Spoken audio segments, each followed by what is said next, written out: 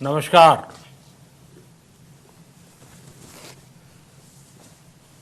Corona वैश्विक महामारी के खिलाफ लड़ते लड़ते अब हम अनलॉक 2 में प्रवेश कर रहे हैं और हम उस मौसम में भी प्रवेश कर रहे हैं जहां सर्दी, जुकाम, खांसी, बुखार ये सारे न जाने क्या क्या होता है, ये मामले बढ़ जाते हैं। ऐसे में मेरी आप सभी देशवासियों से प्रार्थना है कि ऐसे समय अपना ध्यान रखिए।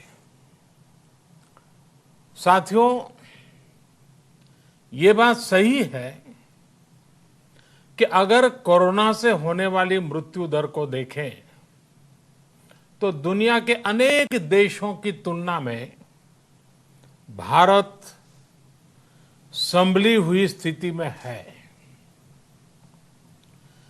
समय पर किए गए लॉकडाउन और अन्य फैसलों ने भारत में लाखों लोगों का जीवन बचाया है, लेकिन हम ये भी देख रहे हैं कि जब से देश में अनलॉक 1 हुआ है, व्यक्तिगत और सामाजिक व्यवहार में लापरवाही जरा बढ़ती ही चली जा रही है। पहले हम मास्क को लेकर, 2 गज की दूरी को लेकर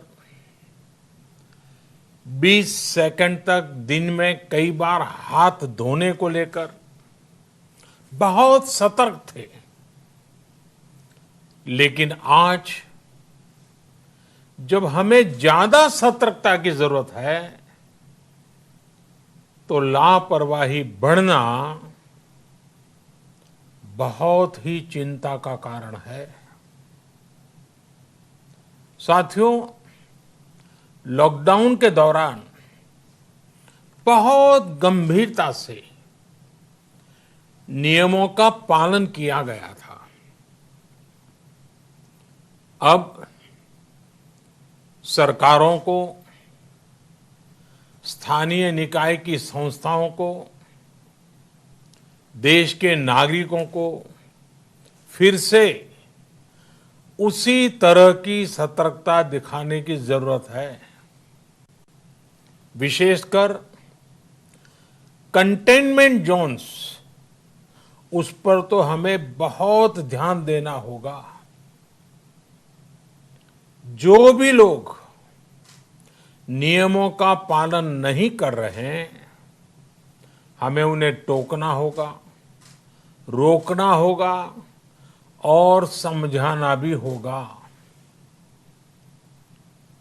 अभी आपने खबरों में देखा होगा, एक देश के प्रधानमंत्री पर 13,000 रुपये का जुर्माना इसलिए लग गया क्योंकि वो सार्वजनिक स्थल पर मास्क पहने बिना गए थे। भारत में भी स्थानीय प्रशासन को इसी चुस्ती से काम करना चाहिए। ये 130 करोड़ देशवासियों के जीवन की रक्षा करने का अभियान है। भारत में गांव का प्रधान हो या देश का प्रधानमंत्री, कोई भी नियमों से ऊपर नहीं है। साथियों, लॉकडाउन के दौरान देश की सर्वोच्च प्राथमिकता रही ऐसी स्थिति न आए कि किसी गरीब के घर में चूल्हा न जले। केंद्र सरकार हो, राज्य सरकारें हो, सिविल सोसाइटी के लोग हों, सभी ने पूरा प्रयास किया कि इतने बड़े देश में हमारा कोई गरीब भाई बहन भूखा न सोए। देश हो या व्यक्ति, समय पर फैसले लेने से, संवेदनशीलता से फैसले लेने से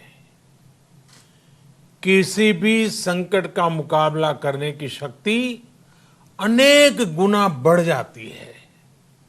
इसलिए लॉकडाउन होते ही सरकार प्रधानमंत्री गरीब कल्याण योजना लेकर आई।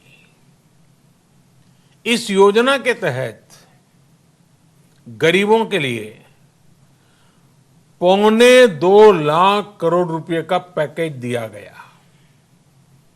साथियों, बीते 3 महीनों में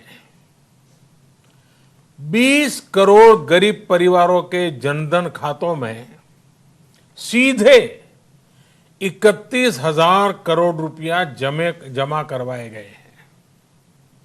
इस दौरान 9 करोड़ से अधिक किसानों के बैंक खातों में 18,000 करोड़ रुपए जमा हुए हैं।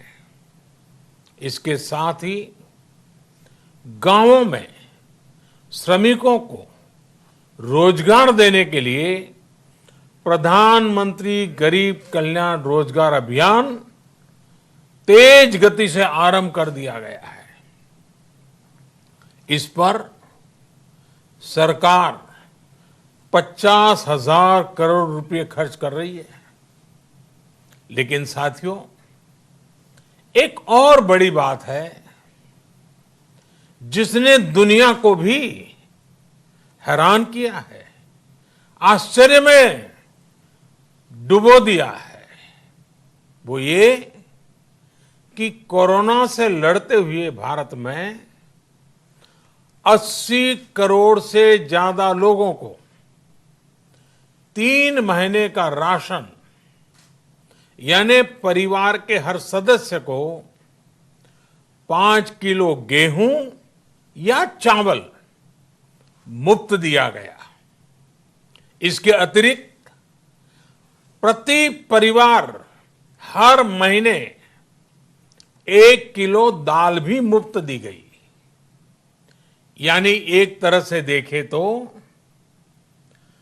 अमेरिका की कुल जनसंख्या से 2.5 गुना अधिक लोगों को, ब्रिटेन की जनसंख्या से 12 गुना अधिक लोगों को और यूरोपियन यूनियन की आबादी से लगभग 2 गुने से ज्यादा लोगों को हमारी सरकार ने मुफ्त अनाज दिया है। साथियों, आज मैं इसी से जुड़ी एक महत्वपूर्ण घोषणा करने जा रहा हूं। साथियों, हमारे यहां वर्षा ऋतु के दौरान और उसके बाद मुख्य तौर पर कृषि क्षेत्र में, एग्रीकल्चर सेक्टर में ही ज्यादा काम होता है। अन्य दूसरे सेक्टरों में थोड़ी सुस्ती रहती है। जुलाई से धीरे धीरे त्योहारों का भी माहौल बनने लगता है। अब आप देखिए, अभी 5 जुलाई को गुरु पूर्णिमा है, फिर सावन शुरू हो रहा है, फिर 15 अगस्त आएगी, रक्षाबंधन आएगा, कृष्ण जन्माष्टमी आएगी, गणेश चतुर्थी आएगी, ओणम होगा और आगे जाएं तो काटी बिहू है, नवरात्रि है, दुर्गा पूजा है, दशहरा है, दीपावली है, छठी मैया की पूजा है। त्योहारों का ये समय जरूरतें भी बढ़ाता है, खर्च भी बढ़ाता है। इन सभी बातों को ध्यान में रखते हुए ये फैसला लिया गया है कि प्रधानमंत्री गरीब कल्याण अन्न योजना का विस्तार अब दिवाली और छठ पूजा तक, यानी नवंबर महीने के आखिर तक कर दिया जाएगा। यानी 80 करोड़ लोगों को मुफ्त अनाज देने वाली ये योजना अब जुलाई, अगस्त, सितंबर, अक्टूबर, नवंबर में भी लागू रहेगी। सरकार द्वारा इन 5 महीनों के लिए 80 करोड़ से ज्यादा गरीब भाई बहनों को हर महीने परिवार के हर सदस्य को 5 किलो गेहूं या 5 किलो चावल मुफ्त मुहैया कराया जाएगा। और साथ ही प्रत्येक परिवार को हर महीने 1 किलो चना भी मुफ्त दिया जाएगा। साथियों, प्रधानमंत्री गरीब कल्याण अन्न योजना के इस विस्तार में 90,000 करोड़ रुपए से ज्यादा खर्च होंगे। और अगर इसमें पिछले 3 महीने का खर्च भी जोड़ दें तो ये करीब करीब 1.5 लाख करोड़ रुपया हो जाता है। अब पूरे भारत के लिए हमने एक सपना देखा है। कई राज्यों ने तो बहुत अच्छा काम भी किया है। बाकी राज्यों पर भी हम आग्रह कर रहे हैं कि इसको काम को आगे बढ़ाएं। और काम क्या है? अब पूरे भारत के लिए एक राशन कार्ड की व्यवस्था भी हो रही है। यानी एक राष्ट्र एक ration card, one nation one ration card. इसका सबसे बड़ा लाभ उन गरीब साथियों को मिलेगा जो रोजगार या दूसरी आवश्यकताओं के लिए अपना गांव छोड़ करके कहीं और जाते हैं, किसी और राज्य में जाते हैं।